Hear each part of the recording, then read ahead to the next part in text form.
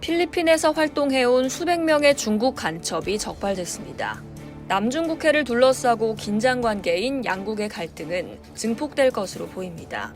8일 블룸버그에 따르면 필리핀 당국 고위 당직자가 수백 명에 달하는 중국 간첩 조직을 적발했다고 밝혔습니다.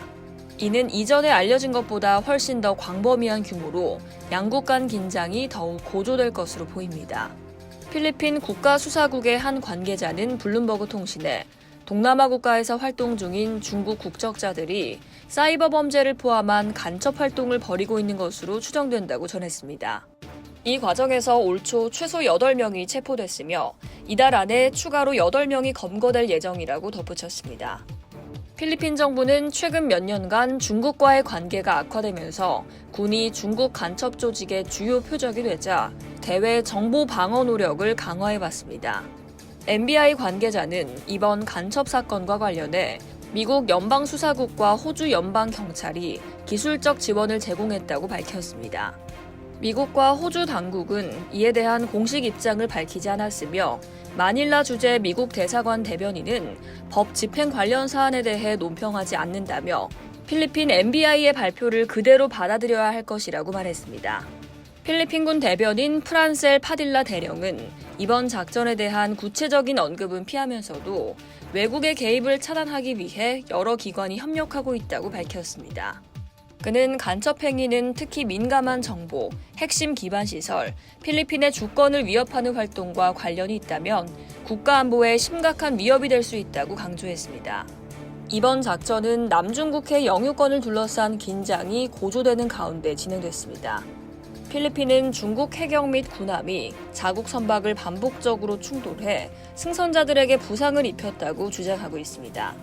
NBI 관계자는 필리핀 내 온라인 도박업체에서 일하는 중국인들이 증가하면서 군이 간첩 활동 가능성을 더욱 경계하게 됐다고 밝혔습니다.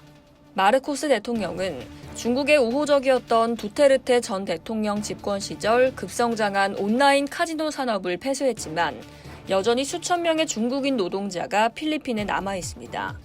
베이징의 남중국해 영유권 주장에 강력히 대응하며 미국과의 군사동맹을 강화해온 마르코스 대통령은 최근 필리핀에서 적발된 중국 간첩 수가 증가하는 데 대해 매우 우려스럽다고 언급한 바 있습니다. 현재까지 중국 국적자 6명과 필리핀인 2명이 간첩 혐의로 기소됐는데요.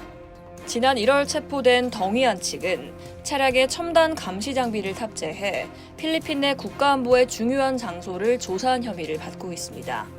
NBI 문서에 따르면 이들은 미군이 필리핀 내에서 사용할 수 있는 군사기지를 포함해 항구 등 120곳 이상을 방문한 것으로 드러났습니다.